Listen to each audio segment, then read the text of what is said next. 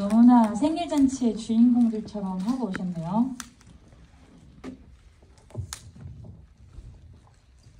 네. 굉장히 구경하게 되는 비주얼인데 네.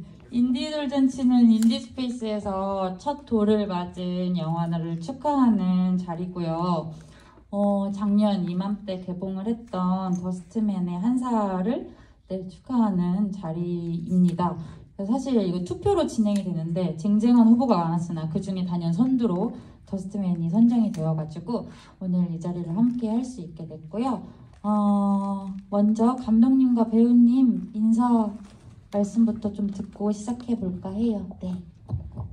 네, 안녕하세요. 더스트맨 연출한 김나경이라고 합니다. 네. 이렇게 1주년이 됐다는 게 조금 실감이 안 나고 또 이렇게 상영회까지 해주셔서 인디스페이스 너무 감사드린다 말씀드리고 싶고 오늘 와주셔서 너무 감사합니다. 네, 안녕하세요. 더스트맨 출연했던 우지현입니다.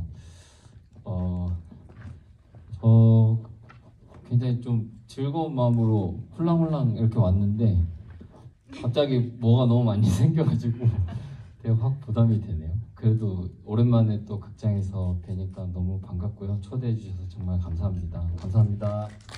네, 반갑습니다. 오늘 와주셔서 너무너무 감사하고 오늘 뭔가 작년 이맘때도 이렇게 더웠나 하면서 왔었는데 영화를 보니까 약간 시원하다 못해 좀 추워가지고 이 계절과 참 잘 어울리는 영화였구나 세상 그런 생각을 했어요.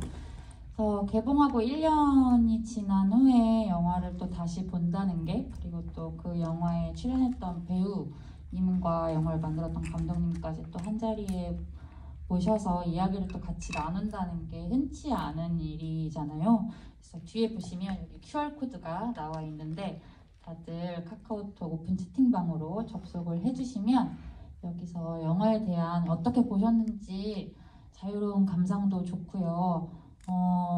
쉽게 볼 수 없는 분들이니까 이참에 궁금했던 질문이 있었다면 여기에 남겨주시면 제가 중간중간 잘 모아서 전달을 해보도록 하겠습니다. 네, 그럼 뭔가 휘뚜루마뚜루 시작을 해보았는데요. 질문 써주시는 거를 기다리는 동안 두 분의 근황부터 좀 여쭤볼까 해요. 1년 동안 어떻게 지내셨는지 궁금한데 지연 배우님이야 워낙 바쁘게 지내시는 걸 저희가 이제 여기 곳곳에서 좀 보기는 했어가지고 일단 감독님부터 좀 네. 저는 굉장히 칩거에 가까운 생활을 하고 있었고 오늘도 굉장히 오랜만에 외출이고요. 네, 거의 집에서 계속 뭐 글 쓰고 뭐 앞으로 어떻게 될지 기다리고 계속 그러고 있습니다. 뭐 제가 저만의 노력으로 이렇게 되는 게 아니더라고요. 기다리고 쓰고 이렇게 하고 있어요. 잘 못 쓰고 있어요, 사실. 네. 세상이 팍팍하다는 것을 깨닫는 아니 오랜만에 외출이라고 그동안 칩거하셨다고 하니까 오늘 딱 처음 뵀는데 의상이 약간 가을인 거예요. 그래서 감독님 왜 이렇게 계절감을 잃으셨지 했는데 그런 아니 그거는 이제 뭐라고 살이 쪄서 옷이 다 안 들어가서 좀 약간 덮을 게 필요해서 이렇게 덮을 게 필요해서 네. 지연 배우님 모자와 사투를 벌이고 계신 건가요? 아니요. 이게 이렇게 아닙니다. 저도 네 촬영 열심히 하고요. 그리고 뭐 오디션도 열심히 보고 이제 제 할 일을 열심히 하고 지냈습니다. 좀 많이 이렇게 선보여 드릴 수 있었으면 좋았을 것 같은데 근데 요즘은 이렇게 찍고 또 나오는 기간이 또 꽤 길어져가지고 또 저도 되게 궁금하고 기다리고 있는데요. 올해 이제 나오는 것들로 또 인사드릴 수 있으면 너무 좋을 것 같아요. 네. 연초에는 넷플릭스 시리즈죠. 지금 우리 학교는에서 소방관 김우신 역을 맡아 황금 막내로 열연을 해주셨는데 또 이제 곧 다가오는 전주국제 영화에서도 상영작이 있는 걸로 알아요. 뭔가 오신 분들한테 살짝 소개와 홍보도 좀 해주시면 좋을 것 같아요. 네, 아마도 많은 분들이 좋아하시는 문혜인 배우님이 이번에 이제 메가폰을 잡으셔서 메가폰을 잡고 이제 이리 가라 저리 가라 이제 하면서 이제 재미나게 저희가 찍은 영화가 트랜짓이라는 영화가 또 감사하게도 이제 전주에 상영을 하게 돼가지고 저도 잠깐 다녀올 것 같아요. 그래서 또 아무래도 그 영화는 또 문혜인 감독님의 이제 또 어떤 면들을 또 볼 수 있는 영화인 것 같아요. 그래서 관심이 많이 있으신 분들은 또 찾아서 봐주시면 너무 좋을 것 같습니다. 트랜짓이라고 합니다. 온라인 상영도 같이 하나요? 아마 같이 하는 걸로 알고 있습니다. 제가 한번 물어보고 네, 알겠습니다. 물어보고 알려주실 건가요, 저희에게? 인스타에 한번 올리다. 좋습니다. 네, 인스타 지켜봐 주시고요. 저는 뭔가 오늘은 여기 극장에 오면서 두 분은 무슨 생각하면서 극장에 오실까 이런 생각을 좀 했어요. 그래서 오랜만에 약간 기억을 되새기는 자리이니까 영화를 다시 봤을까 이런 것도 좀 궁금했고요. 어떠셨어요? 네, 저는 오늘 영화 보지 않았고요. 사실 영화는 계속 파일 바꿔달라 이러면 또 계속 봐야 되고 수정하면서 또 이렇게 그러니까 파일 변환하거나 할 때 또 계속 봐야 돼가지고 그동안도 계속 봐왔고요, 사실은. 네, 그래서 오늘 극장에서는 보지 않았습니다. 배우님도 좀 본인 작품을 다시 돌려보지는 않으시는 편인가요? 아니요, 저는 종종 보는데요. 이렇게 술이 과하게 취하거나 하면은 집에서 열어보곤 하는데 버스트맨을 극장에서 본 지는 조금 된 것 같고요. 근데 최근에 좀 이런저런 생각을 하게 되기도 하고 또 이런 자리에 초대받으면서 저는 사실 영화를 만들고 나면은 인물들에 대해서도 잘 까먹고 이렇게 오래 가지고 있지 않는데 이게 나이가 조금 1살, 2살 먹어가고 그리고 주변 친구들의 영향인 것 같기도 한데 태산이라는 사람이랑 그리고 이제 도준이랑 영화 안에 많은 인물들이 이제 어떻게 살고 있을까 이런 생각을 최근에 좀 해보게 되더라고요. 그리고 좀 잘 살았으면 좋겠고 그리고 좀 새로운 좀 신기한 경험이기는 했어요. 원래 저한테 이렇게 어떤 조각으로 남아있거나 이런 일들이 많지 않은데 근데 최근에는 이 영화랑 그리고 태산이라는 인물이 이제 제가 어떤 한 구석에 있는 것 같은 느낌도 들고 만약에 실제로 살고 있다면 좀 이렇게 잘 행복하게 살고 있었으면 좋겠다 이런 생각을 해보긴 했었습니다. 신기하네요. 사실 배우님한테는 큰 변화 아닐까 싶은데요. 개봉 당시에 했던 인터뷰를 찾아보니까 보통은 이제 연기를 하고 작품을 마치고 나면 그 다음으로 바로 넘어가는 스타일, 그러니까 했던 것을 또 잊어버리려고 애쓰는 오히려 그런 쪽에 가깝다고 생각했는데 어떤 심경의 변화일까요? 이게 작년부터 눈물도 좀 많아지고 원래도 이게 눈물이 많았는데요. 뭐 적은 편이 아니었는데 눈물도 좀 많아지고 그냥 이렇게 생활하다가도 가끔씩 이렇게 제가 저를 보고 울컥할 때보다는 이제 물론 이제 남들을 보고 울컥할 때가 더 많은데 그런 일들이 잦아져서 그런지 그냥 인물들 그러니까 태산도 그렇지만 주로 이제 굵직굵직하게 제가 지나왔던 어떤 인물들이 이렇게 다시금 떠오르게 되는 것 같더라고요. 좀 전에 있던 일은 사실 아니라서 저도 흥미롭게 관찰하고 있습니다. 왜 이러나 이러면서. 네, 단지 나이를 1살도 먹어서는 아닌 것 같은 뭔가 그런 느낌이 드는데 질문들이 올라오고 있는데요. 1년 만에 다시 봐도 너무 좋다며 우지연 배우님 연기 왜 이렇게 잘하시냐 눈물을 흘리시는 관객분들이 계셨는데 저는 다시 봐도 태산이 진짜 되게 멋있는 사람이다라는 생각이 들어요. 그게 정말 이름처럼 태산 같은 정말 강인한 사람인데 사람이 또 너무 강하기만 하면 매력이 없는데 은근히 연약한 면도 있어가지고 마음이 좀 가는 인물인데 배우님은 당시에는 지금 말고 당시에 영화 하면서는 태산을 머릿속에 좀 어떤 인물이라고 그렸던 것 같으세요? 저도 그 처음 시나리오 받아서 읽었을 때 그리고 하고 싶다고 마음을 먹었을 때 이 사람이 굉장히 멋진 사람이라고 생각을 했었어요. 그리고 어떤 부분에서냐면 이 사람이 핑계가 없는 것, 그리고 사실은 이게 좋은 방식은 아닌 것 같지만 그 자기 파괴적인 방식으로 어떻게든 책임을 져보려고 하는 것, 그리고 그거에 대해서 막 이렇게 아프다고 막 징징거리지 않는 것, 뭐 이런 것들이 저는 되게 좋았고, 이제 그래서 그런 사람이 될 수 있으면 좋겠다라는 생각은 뭐 평소에도 하고 있었죠. 사실 저는 조금만 아파도 막 친구들한테 가가지고 이제 아프다 하고 이제 뭐 엄마한테 아프다고 하고 이러는 편인데, 그래서 변명이 없는 사람, 네, 그럴 수 있으면 참 좋겠다. 그리고 뭔가를 잘 책임지는 사람, 그리고 그리고 또 한 부분은 이제 감독님하고 얘기를 많이 하고 감독님한테 많은 도움을 받았었는데, 그러니까 이 사람이 그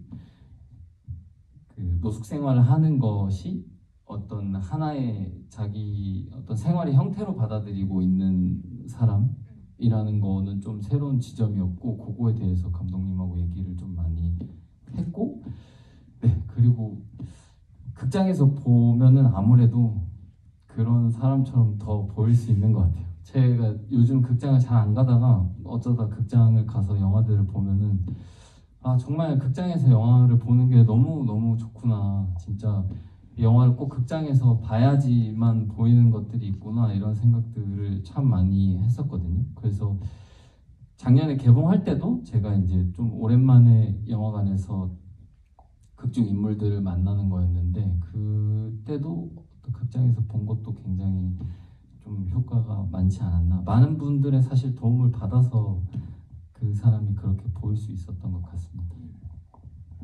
그렇죠. 많은 분들이 도움을 주셨고, 이제 그 중에는 태산의 이제 포인트 중에 하나는 섹시함이었다고 직접 말씀을 해주시기도 했는데, 관객분이 젠틀 섹시와 더티 섹시를 오고 가며 멋진 연기를 보여주신 우지연 배우님, 태산을 연기하면서 더 신경 쓰신 부분과 시나리오를 처음 받았을 때의 느낌과 다시 돌아봤을 때 현재 태산을 보는 느낌이 어떠신지 궁금해요 라고 해주셨는데, 그 처음에 이제 태산이라는 인물을 그렸던 과정은 설명을 해주셨으니까 뭐 지금 바라보는 느낌이 좀 듣고 싶은데요. 그 전에 이 섹시함에 대해서는 저희가 좀 짚고 넘어가야 할 부분이 있습니다. 그래서 이 감독님이 좀 해주실 말씀이 있을 것 같아요.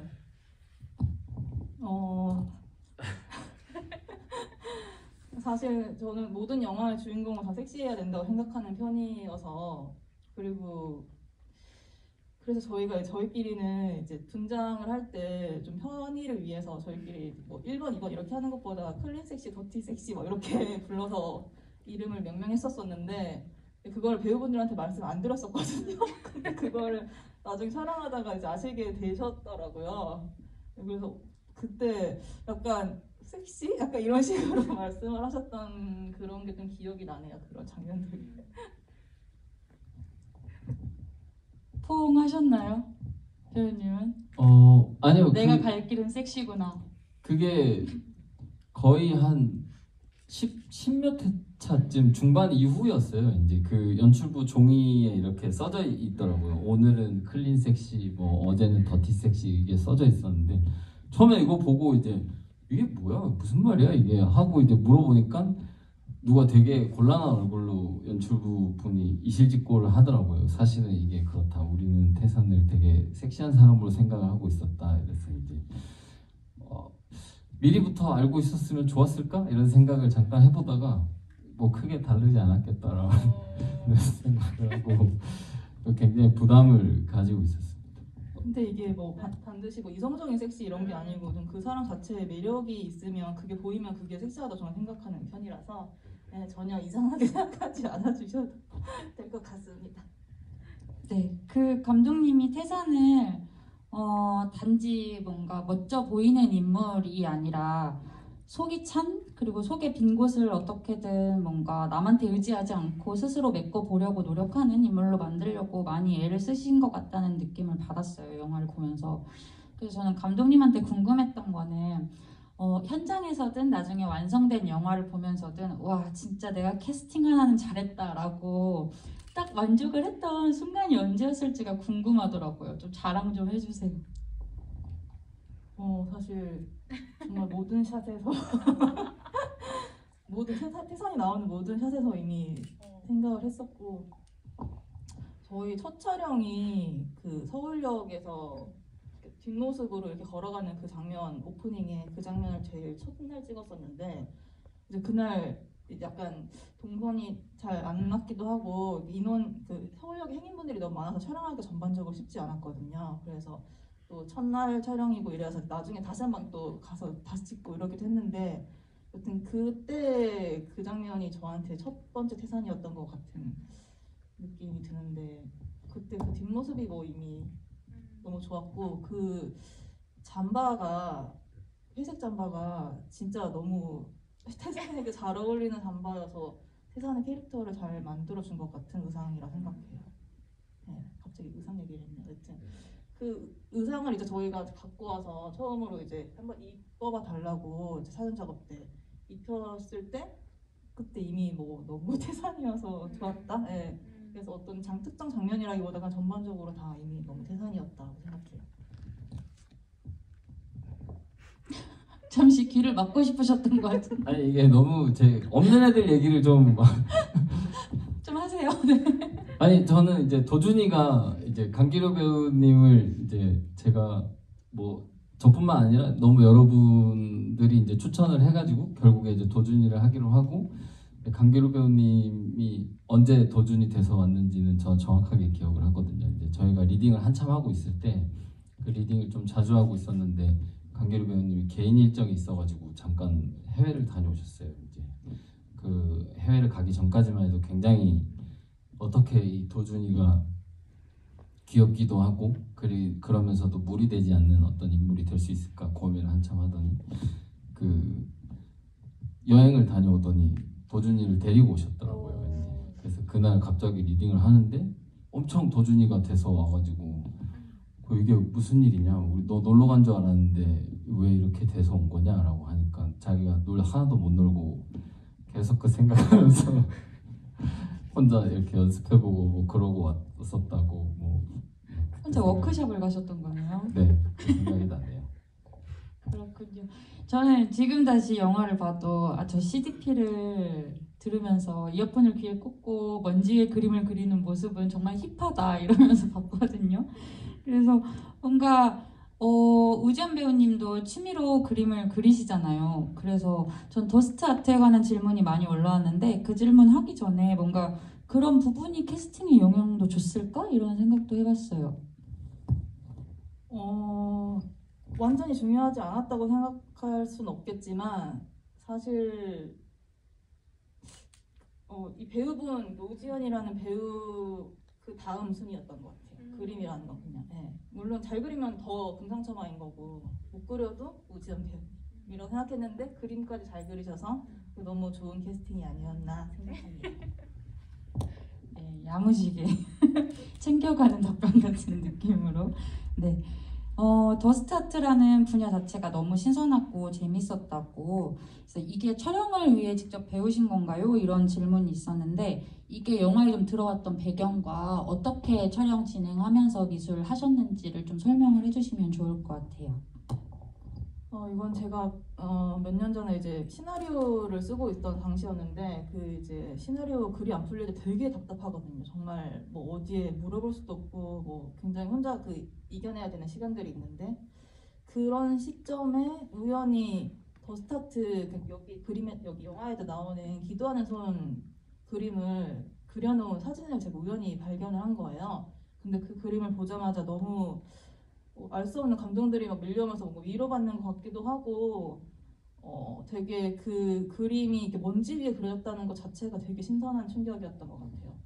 그래서 그때 그 그림을 보고 되게 많이 울었고, 그리고 그때 쓰던 시나리오를 접고 이제 그 더스타트 그림으로 출발한 시나리오를 쓰게 되었어요. 그리고 이제 영화를 만들면서 저 그림이 영감을 받아서 만들었는데 작가분께 한번 직접 연락을 드려봐야겠다라는 생각이 들어서 작가분께 작가분이 인스타 계정이 있으셨거든요. 그래서 인스타로 그때 되게 어렵게 연락했던 것 같아요. 그 러시아에 계신 지인분을 통해서 전화를 먼저 드리고 그 다음에 저희랑 스카이프를 하시고 이렇게 하면서 이제 혹시 저희 한국에서 오셔서 잠깐 그림을 그려주실 수 있으신지 여쭤봤는데 너무 흔쾌히 너무 좋다고 얘기해 주셔서 직접 오셔서 5점을 그려주고 가셨고요.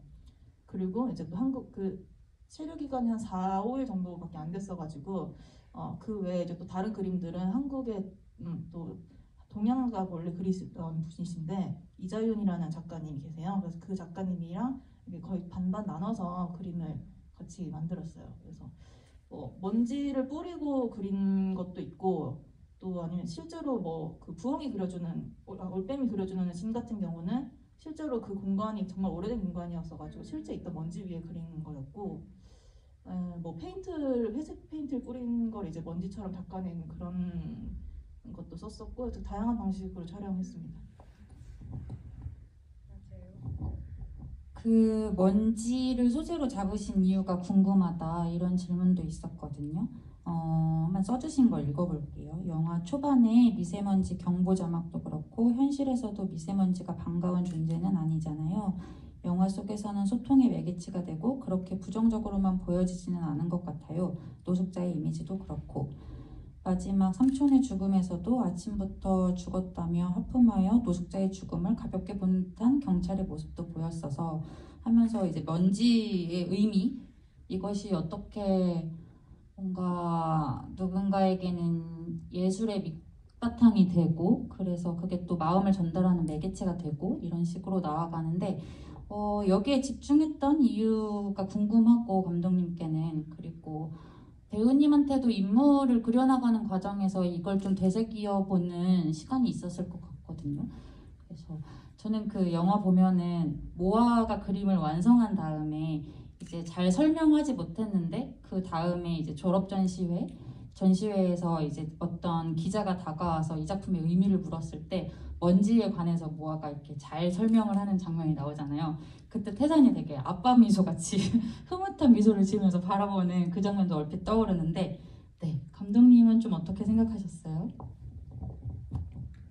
좀 전에 말씀드렸다시피 이렇게 더 스타트 그림 현장에서부터 시작한 시나리오다 보니 먼지에 관한 이야기가 필연적으로 될 수밖에 없었고 그 질문에 이미 답이 있는 것 같은데요. 먼지를 사실 어떻게 보면 부정적으로 볼 수도 있지만 그렇지 않을 수 있다는 거 그런 이야기를 하고 싶었고 그게 그 더 스타트 의미 자체에 이미 들어있는 것 같아요. 제가 그 어디 먼지 위에 그림을 그리지? 이렇게 그것도 더럽다고 생각하는 어떤 그런 먼지 위에 이렇게 아름다운 그림이 탄생하는 게 너무 신기했고 그래서 그런 제가 겪었던 감정들이랑 그리고 또 이제 부유하는 성질을 가지잖아요, 먼지가. 그래서 그런 부유하는 성질을 가진 어떻게 보면 태산같이 살고 있는 그런 삶의 모습과도 닮아 있는 것 같다는 생각이 들었고 그래서 그런 면들에서 먼지에 좀 집중하면서 작품을 만들었던 것 같습니다.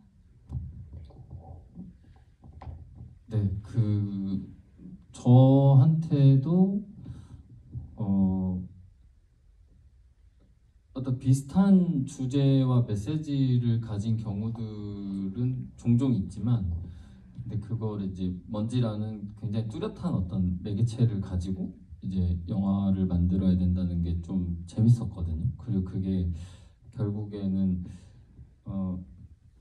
이게 그러니까 삶이라는 것과 이제 생활이라는 게 이제 아무래도 좀 유한하고 우리가 또 그 먼지처럼 좀 되게 쉽게 사라져 버릴 수도 있고 아주 짧은 어떤 삶을 사는 존재들이 이제 그래도 좀 의미 있는 무언가가 되어 보려고 또 다시 이제 자기 어떤 슬픔이나 이런 걸 좀 이겨내고 서로 기대고 뭐 하는 것들이 저한테는 되게 좋았고 그게 이제 가시적으로 아예 볼 수 있는 것들이어가지고 촬영하면서는 즐거웠죠. 그리고 사실 조금 뭐 억울한 것까지는 아닌데 이게 제가 처음 현장에서 뭐 그림을 보거나 이럴 때 뭐 작가님들 해놓으신 걸 보면 우와 뭐 이러면서 이제 보는데 극장에서 볼 때는 사실 저는 다 아는 그림이고 아는 장면들이니까 그만큼 못 보는 거죠 이제. 그래서 그런 생각 해본 적은 있어요. 이게 이렇게 훌륭한 그 어떤 볼거리를 함께 제공하는 영화들이 그렇게 종종 자주 있는 것은 아닌 것 같은데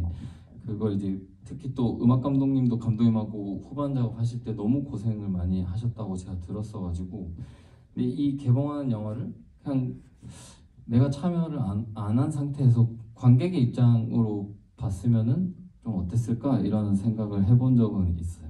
네. 네, 지금 관객들이 부러우셨군요. 네. 네, 맞아요. 그 더 스타트가 진짜 전 영화 보면서 이 주제와 또 인물과도 참 잘 맞물린다라고 생각을 했던 게 뭔가 말하자면 더러움, 이 켜켜이 쌓인 그 위에 뭔가를 지워내면서 그림을 그리는 행위잖아요. 보통은 뭔가를 덧칠하는 행위가 그리는 행위가 되는데 이건 조금씩 지워나가는 것이 그림을 만들어 나가는 과정이라는 게 좀 의미심장하게 다가왔던 것 같아요.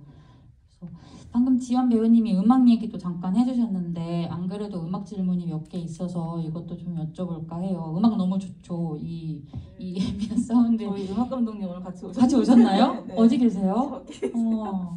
음악이 너무 좋습니다. 그래서 한번 이거 여쭤볼게요. 일단은 엔딩곡 제외하고 삽입된 배경음악이 가사가 없는 곡을 선택하신 이유가 궁금합니다. 라는 질문이 있었거든요.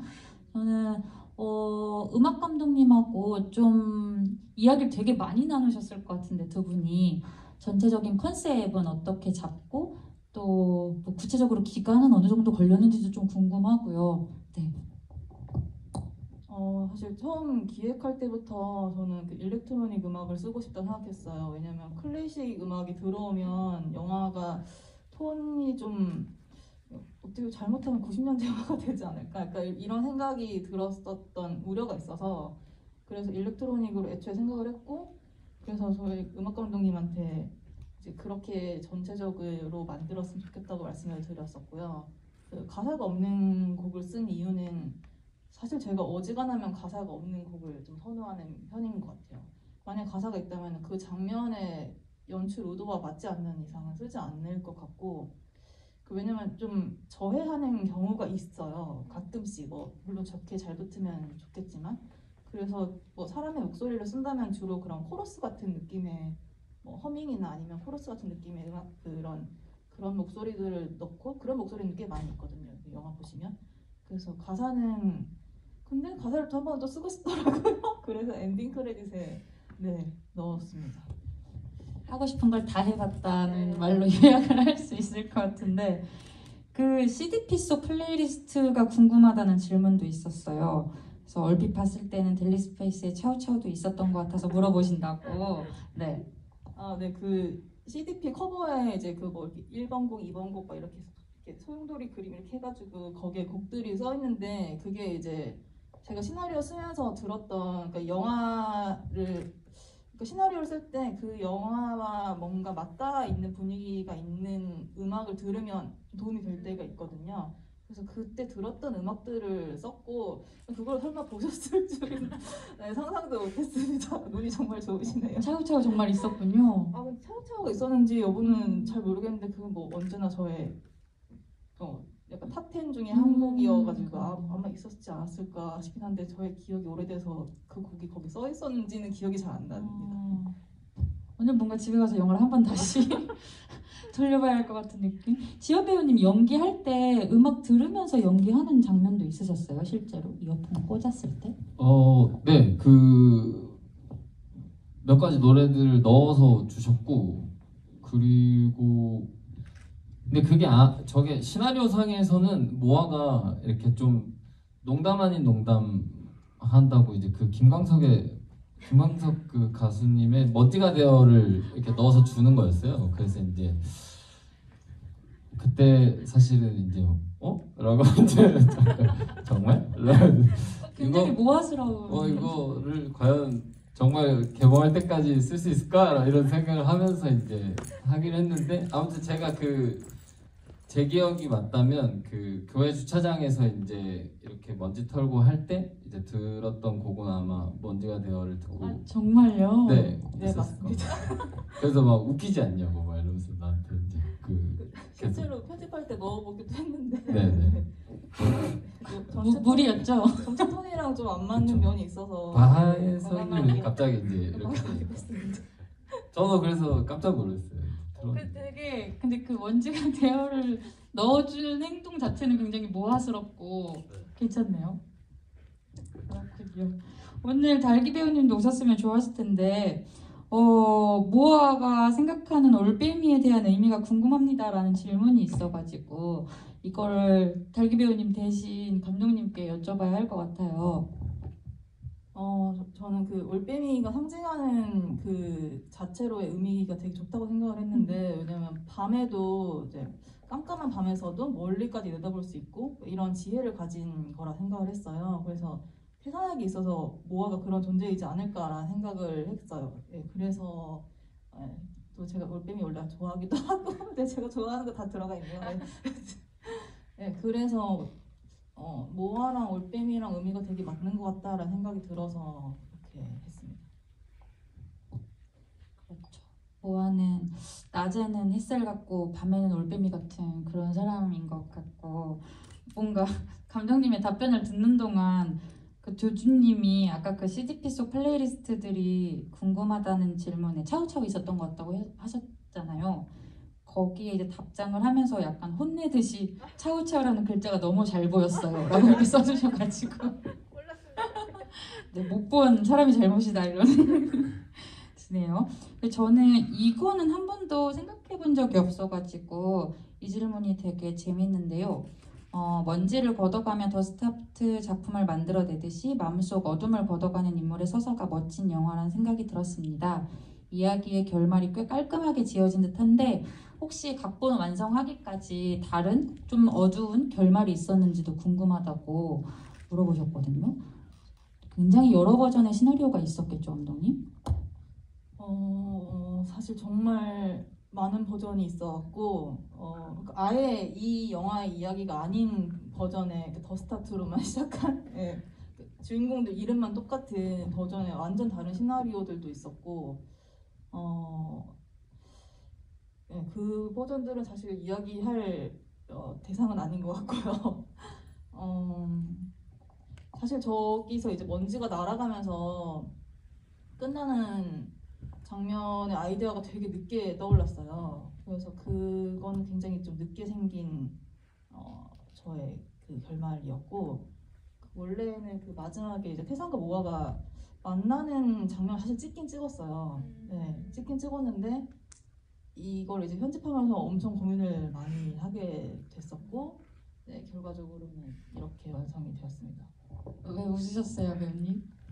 그 장면 일단은 뭐 조금 더 첨언을 드리면 시나리오가 한 28버전 21버전인가요? 21버전이 있었는데 그게 진짜 내용들이 다 달랐어요. 구조도 다 다르고 그래서 와 진짜 대단하다 이렇게 생각을 했고, 그리고 처음에 이제 제가 보고 할래요라고 했던 버전이 있었는데 이제 뭐 그 다음에 다른 건 어떨 것 같아요? 뭐 그런 얘기도 이제 중간중간에 나누기도 했었고, 마지막에 이제 웃었던 이유는 그 심달기 배우님하고 마지막에 만날 때의 장면에서 저희가 그 달기 배우님이 너무 예쁘게 입고 있는 빨간 코트가 있잖아요. 그리고 이제 제가 이제 그 중간에 차를 갖다 주고 갈 때 녹색 코트를 입고 있었거든요. 그래서 그 둘이가 만나니까 사람들이 이제 저희 촬영할 때는 얘네 무슨 지금 크리스마스고 우리만의 성탄. 네네 그게 생각이 나가지고 투샷에 둘이 이렇게 서 있는데 한 명 빨갛고 한 명 녹색이 올려가지고 이제 그 생각이 나서 잠깐 웃었어요. 성탄 영화가 될 뻔했네요. 네. 아니 안 그래도 개봉했을 때 지현 배우님이 이때 촬영할 때 날씨에 도움을 많이 받았다 이렇게 말씀하신 게 지금 떠올랐어요. 이때 정말 너무너무 추웠는데 그래서 약간 현장에 살기가 감도는 듯한 긴장감이 흘렀고 그게 좀 모두에게 집중할 수 있는 힘을 만들어준 것 같다라고 말씀을 하셔서 그때 이제 1년 전에 들었을 때는 와 멋있다 그냥 이렇게 생각했는데 지금 생각해보니까 너무 태산에 젖어있던 데다 아니었나? 영화를 보면 이렇게 저렇게 입김이 뿜어져 나오는데 막 이런 생각도 했거든요.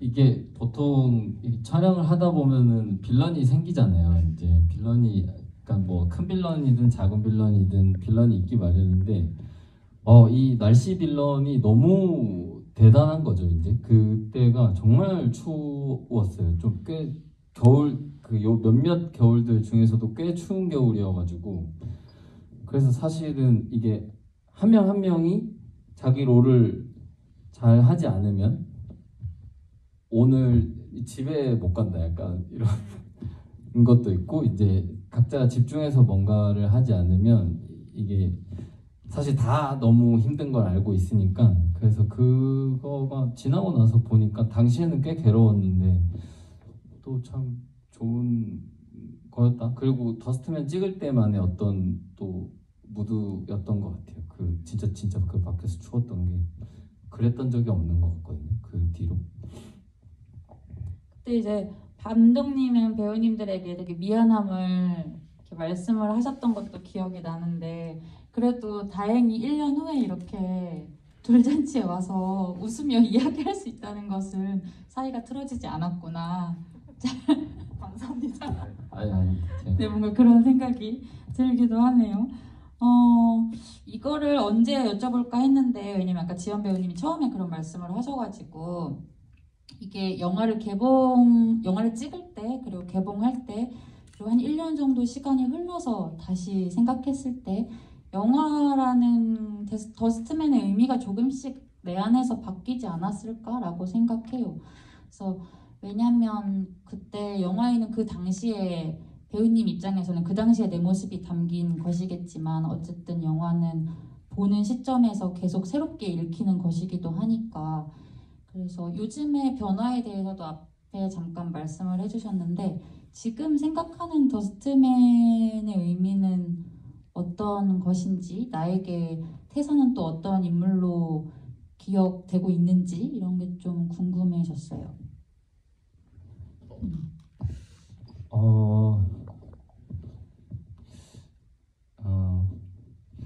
근데 사실 이런 말씀 드리면 오해하실 수도 있는데 사실 저는 사실 굉장히 좀 이렇게 떨고 있었어요. 그 더스트맨이 이렇게 세상에 나와서 이제 그 관객분들을 만날 때 좀 제가 잘 못한 부분들이 이렇게 너무 이렇게 그 적나라하게 드러날까봐 좀 많이 떨고 있었는데 근데 사실 영화가 이렇게 개봉이 되고 제 눈에는 그 저의 어떤 부족함들이 걸리는 것들이 있지만 많은 사람들이 또 보고 즐거워해 주시고 그리고 많은 동료분들이 또 보고 어떤 의미를 찾아주시는 모습을 보면서 이게 항상 내 고집이 좀 오르는 게 아니고 그리고 나한테 좋지 않다고 내가 느껴져도 보는 사람들이 또 좋게 봐주시면 그것도 굉장히 의미 있고 좋은 일이라는 생각이 들고 저도 이제 그런 것들을 좀 많이 수용하고 받아들이고 다시 한번 또 그분들이 좋아하는 것들에 대해서도 생각을 해보고 하면서 사실 개봉 뭐 처음에 영화제 때 소개되고 그리고 개봉이라는 과정을 거치고 또 오늘 또 이렇게 초대돼서 관객분들 만나면서 좀 긴 기간 동안 저한테는 좀 꽤 이렇게 유의미한 어떤 시간들이 지나가는 것 같아요. 그리고 네, 그래서 사실 곧 지금 제가 느끼는 것들 그리고 그때 함께했던 어떤 순간들이 사실 지금 제가 일하고 있는데도 굉장히 많은 영향을 미치고 있다고 생각을 하거든요. 그래서 좀 그런 것들에 대해서 이렇게 항상 좀 어떤 시기마다 이렇게 곱씹어 보게 되는 것 같아요. 그게 그래서 되게 많이 감사한 어떤 생각들이 많이 들더라고요. 그 장편 주연을 하는 것은 사실 쉬운 일이 아니고 그걸 이제 어떤 사람한테 믿고 맡긴다는 것은 쉬운 일이 아닌데 그 감독님이랑 그리고 함께 고생했던 스태프분들 그리고 동료 배우분들한테 좀 되게 고맙다는 생각을 가면 갈수록 더 많이 하고 있는 것 같아요.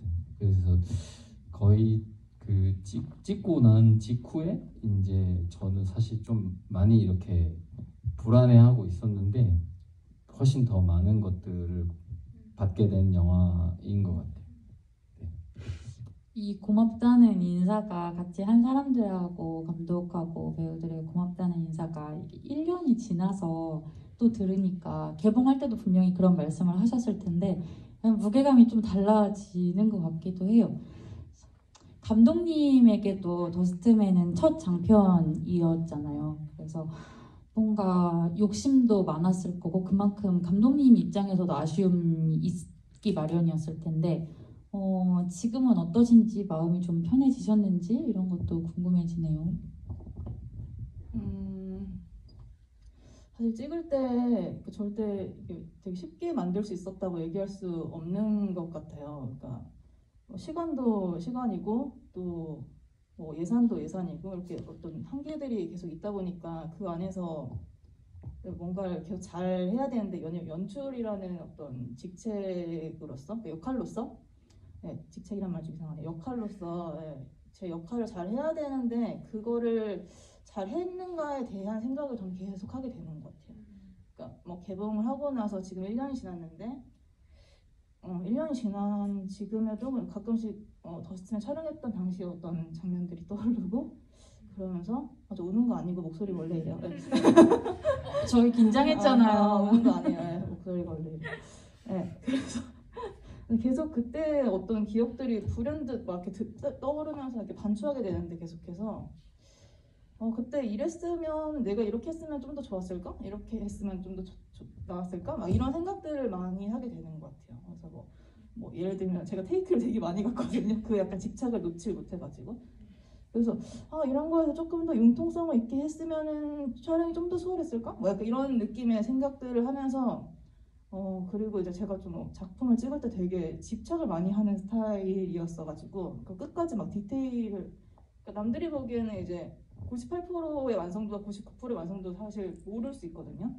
근데 저는 그 1%가 너무 집착이 되고 놓아지지가 않는 그런 마음가짐을 원래 갖고 있었어가지고 그게 이렇게 저도 힘들고 이제 그것 때문에 이제 막 예를 들면 음악 감독님 같은 경우도 이제 된 것 같은데 한 번만 더 하자고 제가 또 얼굴을 가리시는데요. 소장 한 번만 더 해요. 막 이런 식으로 하니까 다 같이 있는 거잖아요. 서로가 서로를 견디며 만든 영화였군요. 그래서 막 그런 점들에 있어서 이제 조금은 사실 모든 장면을 다 잘 찍으면 좋겠지만 한 장면을 잘 찍고 나머지 장면이 조금 한 95% 정도여도 괜찮지 않을까 이런 생각을 조금씩 하게 된 것 같아요. 그래서 그 이후로 다시 단편 영화를 또 되게 어쩌다 보니 기회가 돼서 단편 영화를 한 4편 찍었거든요. 아직 어떻게 100을 못하고 있지. 근데 그게 이제 다 엄청 내려놓고 찍자라는 생각으로 시작했던 영화들이었고 그래서 진짜 편한 마음으로 찍었던 것 같아요. 더스트맨 때랑 다르게. 그래서 그런 마음가짐을 좀 배워가는 중에 아직 있는 것 같아요. 그리고 다음엔 이렇게 하지 말아야지, 다음엔 이렇게 해봐야지 막 이런 생각들을 계속하고 생각 정리하고 있는 중인 것 같아요. 저는 아직도. 다음 작품에서 어떤 모습을 보여주실지 기대가 되네요. 그때도 하지만 집착을 내려놓지 못했습니다라고 하실 것 같지만 중요한 장면 테이크 많이 가야 한다 생각합니다. 독하게 찍어야 됩니다. 우리 독하게 찍어야 됩니다. 아니 관객분이 모아 태산 그리고 먼지를 모으니 왠지 티끌모아 태산이라는 문장이 떠올랐습니다 라고 해주셨는데 이 작품의 부제가 원래 먼지 모아 태산이었다고 들은 적이 있어요. 그래서 근데 왠지 이 영화 제작 과정을 들으니까 이 부제가 너무나 딱 들어맞는 과정이다 이런 생각이 들거든요. 서로의 티끌을 모아서 태산을 만들었구나 더스트맨이라는 이런 생각이 드는데 관객분이 캐릭터들 이름과 성격 창작하실 때 관심을 가졌던 부분이나 특별히 좀 더 신경을 쓰신 부분이 있으시냐 이런 질문을 해주셨어요. 네, 그 먼지모아 태산이라는 거에서부터 시작을 했다 보니까 너무 당연하게 태산모아 이름은 그렇게 결정이 되었고요. 그 태산은 그 의미 그대로 되게 큰 산이란 뜻이어서 그런 마음속에 되게 큰 산을 갖고 있는 사람이라 생각을 했고 모아는 어떻게 보면은 이 태산을 좀 이렇게 끌어내주는 인물이잖아요. 그래서 그런 의미로도 모아라는 뜻으로 그렇게 되지 않을까라는 생각을 했었습니다. 그렇군요. 이제 저희 서서히 마칠 시간이 돼가지고 이게 영화가 참 좋잖아요. 저는 더스트맨을 좋아하는 이유가 내가 모르는 세상에 대해서 한번 열심히 공부해 보려고 애쓴 그것이 묻어나서 참 좋은 영화라고 생각하거든요. 그리고 사실 거기엔 내가 모르는 겉투성이로만 이루어져 있지 않고 우리가 좀 더 알아갈 수 있는 부분이 충분히 있다라는 메시지를 주는 작품이기도 해서요. 이 작품이 개봉 당시 코로나 직격탄을 맞으며 아쉬운 관객 수에 그친 것으로 제가 기억을 하고 있습니다. 하지만 여러분 아직도 늦지 않아가지고요. 지금 네이버 시리즈온, 왓챠, 웨이브 등등 여러 창구에서 영화 보실 수 있고요. 주변에 좀 소문도 내주시고 영화는 언제나 그때 보면 그때의 영화가 되는 것이니까 많이 좀 봐주시고 네. 그랬으면 좋겠어요. 우리 함께 티끌모아 태산을 만들어보자 하는 느낌으로 더스트맨을 한번 태산까지 올려보자 이런 느낌으로 동참해 주셨으면 좋겠고 오늘 두 분도 오랜만에 좀 보셨을 것 같은데 관객분들하고도 오랜만에 또 만나셨을 것 같고 끝으로 인사하고 마무리 해볼까 해요. 네, 감독님부터 해주실까요? 네, 제가 저희 스텝 때 소개를 못했는데 저희 음악감독 조현영 감독님이랑 PD 김현지 PD님이랑 PD님도 오셨어요? 네, 감독 이수연 주감독님 오셨거든요. 어디 계세요? 여기 세 분이 이렇게. 박수! 네. 와, 고생하셨어요. 되게 의리가 있는 팀이군요, 더스트맨. 제가 오랜만에 외출을 해가지고 나오시라고 해가지고 다 모았어요. 원래 이렇게 집에서 있는 사람들이 한 번 외출할 때 약속 다 몰아넣는 거 아시죠? 그때 이렇게. 네, 이렇게 1년이 지나서 상영을 할 수 있다는 게 너무 감사하게 느껴지고 제가 최근에 어디서 그런 말을 들었거든요. 지금 내가 갖고 있는 것들을 당연하게 생각하지 말라고. 그래서 이런 상영에도 사실 정말 당연한 게 아니고 정말 특별한 일이고 지금 스태프들이 이렇게 같이 온 거, 관객분들 여기서 만난 거 다 진짜 특별한 일이라는 생각이 새삼 들더라고요. 그래서 너무 새삼 또 감사하다는 말씀 정말 감사하게 느끼고 있고 개봉할 수 있었던 거 1년 뒤에 이렇게 상영하고 또 얼굴 볼 수 있는 거 이 모든 게 너무 감사하고 기쁜 밤인 것 같습니다. 네, 앞으로도 영화 열심히 할 수 있도록 노력할게요. 네, 감사합니다. 네, 고맙습니다. 네, 그렇죠. 정말 제가 하고 싶은 말씀 다 해주셔가지고 그러니까 극장에서 만나는 한 번 한 번이 이게 코로나 때문인지 제가 계속 나이를 먹어서 그런지 죄송합니다. 자꾸 나이에 대해서. 근데 저는 자꾸 그렇게 변해가더라고요. 그래서 한 번 한 번 뵙는 게 사실 너무 소중한 기회고 이렇게 인사드리면서 또 저희가 즐거운 일로 또 만나게 해주시고 투표해주시고 또 이런 자리에 초대해주시고 해서 너무너무 감사드립니다. 끝까지 자리 지켜주셔서 감사드리고요. 열심히 해서 네, 또 재밌는 거 좋은 거 많이 보여드리도록 저는 또 본업을 열심히 하겠습니다. 감사합니다. 건강하세요. 고맙습니다. 두 분을 모두 기다리고 있을게요. 어서 돌아오세요. 네, 고맙습니다.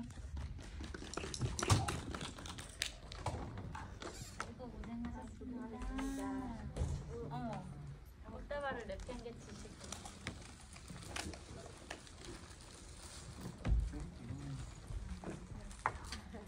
다른 분들이 쓰시는